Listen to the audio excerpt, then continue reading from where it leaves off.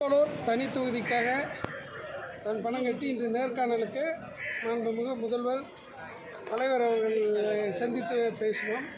தொகுதியினுடைய வெற்றி வாய்ப்பை பற்றி எங்களிடத்தில் கேட்டறிந்தார்கள். நம்ம ஆட்சியினுடைய சாதனைகளை மக்களுக்கு ரீச் ஆகிருக்கு, மக்கள் புரிஞ்சிருக்காங்க, நாம் தான் மீண்டும் வெற்றி பெறுகிறோங்கிற அந்த உறுதியை சொன்னோம். நீங்கள் 32 பேர் பணம் கட்டியிருந்தாலும் யாரோ ஒருத்தருக்கு தான் சீட்டு கொடுக்க முடியும். நீங்கள் அனைவரும் இருந்து உழைத்து வெற்றியை என்னிடத்தில் ஒப்படைக்க வேண்டும் என்றால் அதில் நாங்கள் உறுதி அளித்திருக்கிறோம். கண்டிப்பாக டிஎம்கே தான் வெற்றி பெறும், நாம் தான் வெற்றி பெறுவோம். அதில் எந்த மாற்றமும் இல்லை.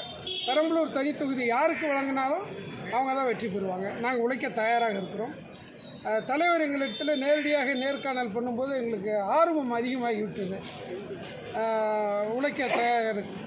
Okay sir. அண்ணன் பேர் பொறுப்பு? Doctor S Kamaraj. நான் மெம்பர் தான். Okay, super.